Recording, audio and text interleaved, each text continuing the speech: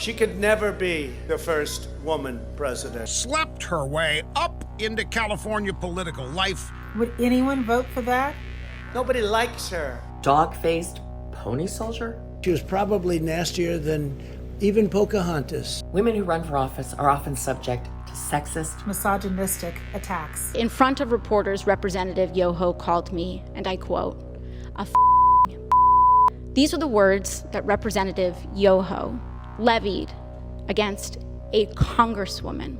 Conversations about their accomplishments, their experience, take a back seat. Well, in this historic election, we have said enough is enough.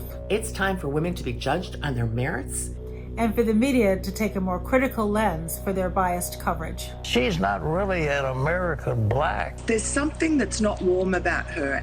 I mean, what deal can we have, Crazy Nancy? You're not allowed to criticize Kamala Harris or whatever. Kamala. This is the kind of unfair coverage, double standards, and coded language that have kept women, especially women of color, from positions of power for generations.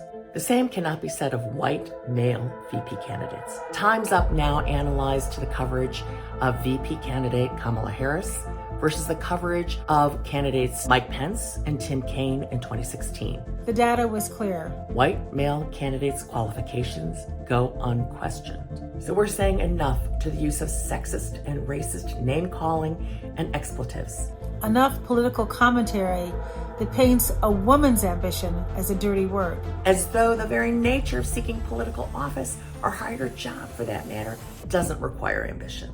Enough reporting on whether women are likable enough. And enough discussion about a woman's looks or what she's wearing, rather than the substance of her policies or her qualifications to lead. Because this isn't just about one election cycle. The pervasiveness of sexism in our political and public discourse infects not only how we think about women running for political office, but how we think about women leaders in every sector. And those become the messages our daughters and sons learn about the limitations of gender and race. And that has a very harmful impact on what our leaders look like nationwide.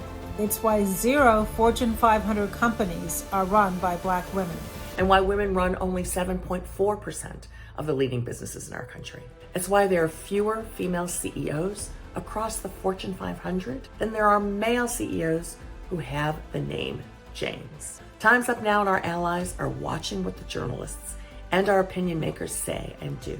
Their actions matter, and we are holding them accountable. When covering women candidates, deal with the substance. It's really just that simple. Help us make racist and sexist political attacks a thing of the past. Text her back to 30644 to join our campaign.